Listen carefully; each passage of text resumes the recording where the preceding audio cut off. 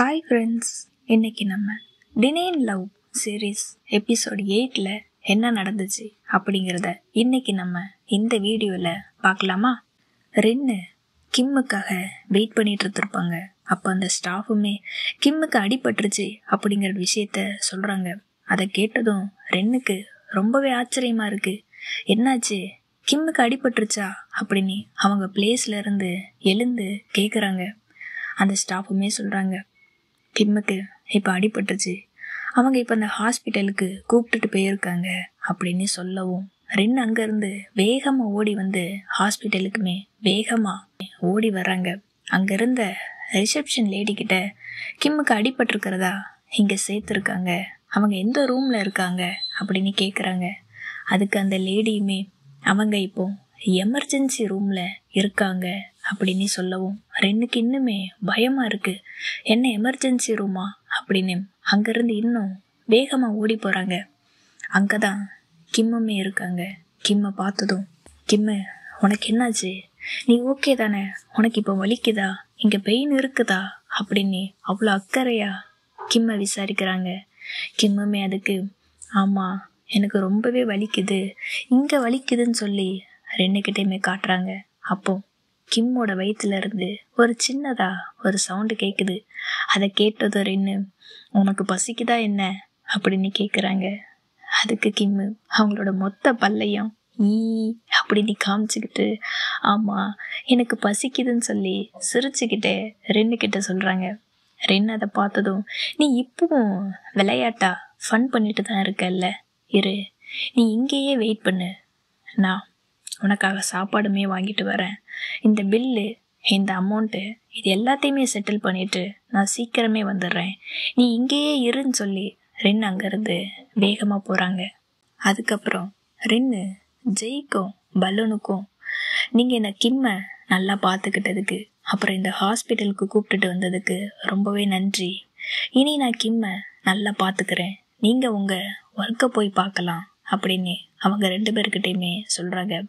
அதுக்கப்புறம் யோசிச்சுக்கிட்டு ரென்னு இன்னொரு முக்கியமான விஷயத்தையும் நான் உங்ககிட்ட சொல்லணும், இதை நீங்கள் எல்லாருக்கிட்டையுமே போய் சொல்லலாம், அது என்னன்னா அப்படின்னு சொல்லவும் இவங்க ரெண்டு பேரும் அப்படி என்ன விஷயம் சொல்ல போறீங்க அப்படின்னு கேட்குறாங்க.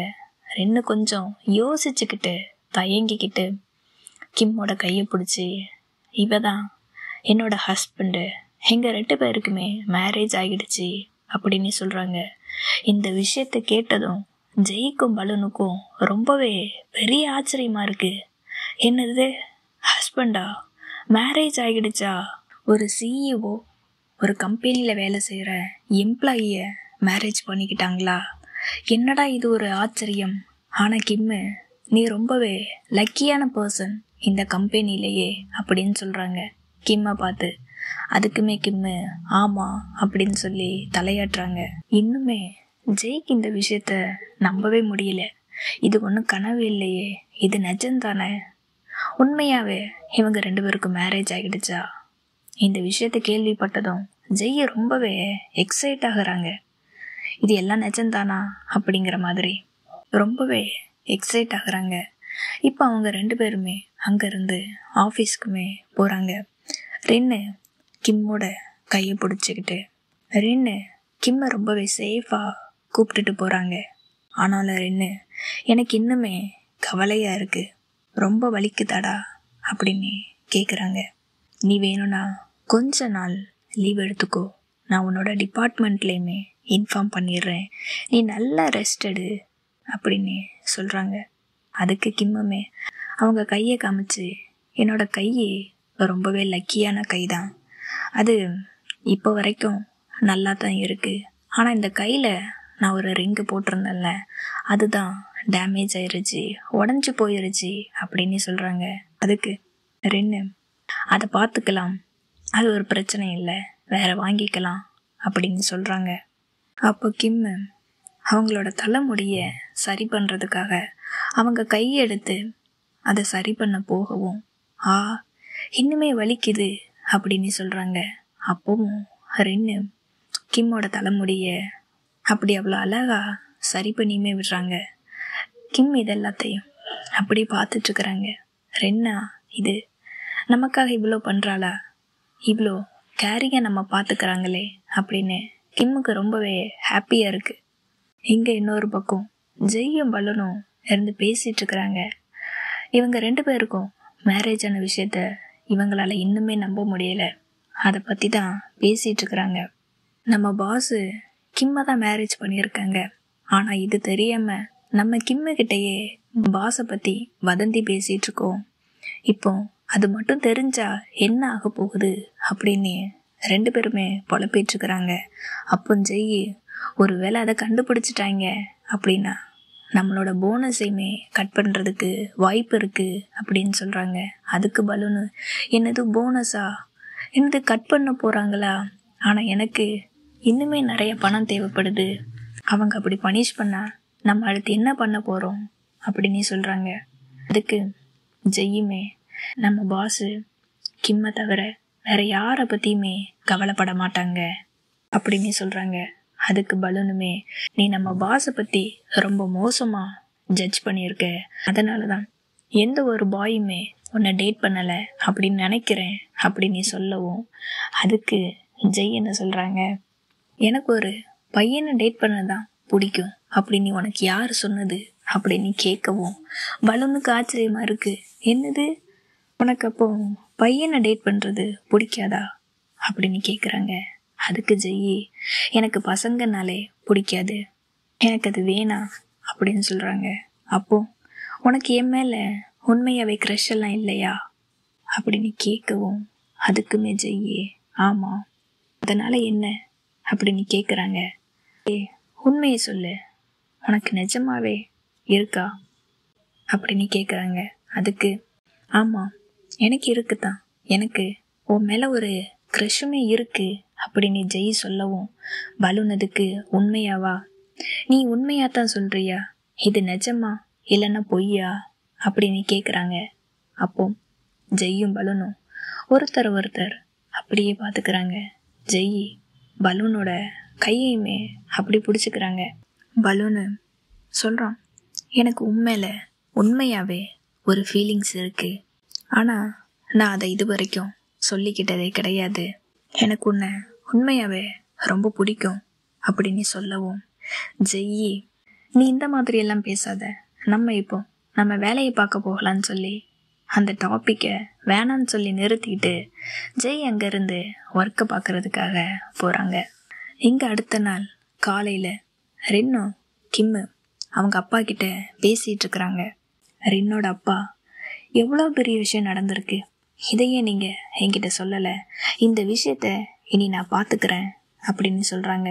அதுக்கு கிம்முமே, இல்லைப்பா வேணாம், இது ஒரு 2 எம்ப்ளாயிக்கு இடையில நடக்கிற பிரச்சனை, இதில் நீங்கள் தலையிட வேணாம் அப்படின்னு சொல்லி ரென்னோட அப்பா கிட்ட கிம்முமே சொல்லிட்டு இருக்கிறாங்க. ஆனால் அதை அவங்க கேட்கல. நான் உன்னை என் பொண்ணு மாதிரி தான் பார்க்குறேன், என் பொண்ணுக்கு ஒரு பிரச்சனைனா நான் அதை கேட்க மாட்டேனா, நான் இதில் நீ சொல்கிறதெல்லாம் கேட்க முடியாது அப்படின்னு சொல்கிறாங்க. அப்போ இன்னுமே கோபப்பட்டு, ஆமாம் கண்டிப்பாக நீங்கள் இதை பண்ணணும், அவளுக்கு சரியான ஒரு பாடத்தை சொல்லி கொடுக்கணும்னு சொல்லி இன்னுமே அவங்க அப்பா கிட்ட இன்னுமே கிம்முக்காக சப்போர்ட் பண்ணி பேசிகிட்டு இருக்கிறாங்க. ஆமாம் எனக்குமே தெரியும், இந்த ஒரு ஆக்சிடெண்ட் மட்டும் நேச்சராகவே நடக்கலைன்னா நான் கண்டிப்பாக அவளுக்கு ஒரு நல்ல பனிஷ்மெண்ட்டை கொடுப்பேன். கிம்மை இந்த மாதிரி கஷ்டப்படுத்தினது எனக்கு கொஞ்சம் கூட பிடிக்கவே இல்லை, நான் அவளுக்கு கண்டிப்பாக பனிஷ்மெண்ட் பண்ணுவேன்னு சொல்லி ரென்னோட அப்பாவுமே சொல்கிறாங்க. ரெண்டுமே அதுதான்ப்பா சரியாக வரும், நீங்கள் அவளுக்கு கண்டிப்பாக ஒரு நல்ல பனிஷ்மெண்ட்டை கொடுக்கணும், இது அவளுக்கு ஒரு பாடமாக இருக்கும் அப்படின்னு நான் நினைக்கிறேன்னு சொல்லி ரெண்டுமே சொல்கிறாங்க. அவங்க பேசிட்டு 2 பேருமே குளிக்க போகிறாங்க. கிம்மு அவங்க கையை பிடிச்சிட்டு, எனக்கு இன்னுமே கை கொஞ்சம் வலிக்குது, நீ கொஞ்சம் ஹெல்ப் பண்ணுறியா அப்படின்னு ரென்னுக்கிட்ட கேட்குறாங்க. ரென் அதுக்கு, நீ இப்போ ஓகே தானே, நீ நல்லா தானே இருக்கே, நீயே குளிச்சுக்கலாமே அப்படின்னு கேட்கவும், கிம்மு இல்லை இது என்னால் முடியாது, எனக்கு இன்னும் நிஜமாவே வலிக்குது, நீ நம்பு அப்படின்னு சொல்லி கேட்குறாங்க. ரெண்டுமே அதுக்கு சரி, இது ஜஸ்ட் குளிக்கிறது மட்டும்தான், ஸோ நான் பண்ணுறேன் அப்படின்னு சொல்லவும், கிம்முமே இதுக்கு ஆமாம் ஜஸ்ட் குளிக்கிறது அவ்வளோதான் அப்படின்னு சொல்கிறாங்க.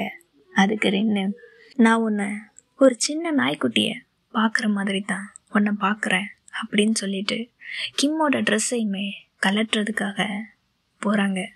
அப்போ அதுக்கு கிம்மு, ஆமாம் நான் ஒரு நாய்க்குட்டி தான், ஆனால் ரொம்ப அழகான நாய்க்குட்டி அப்படித்தானே அப்படின்னு சொல்கிறாங்க.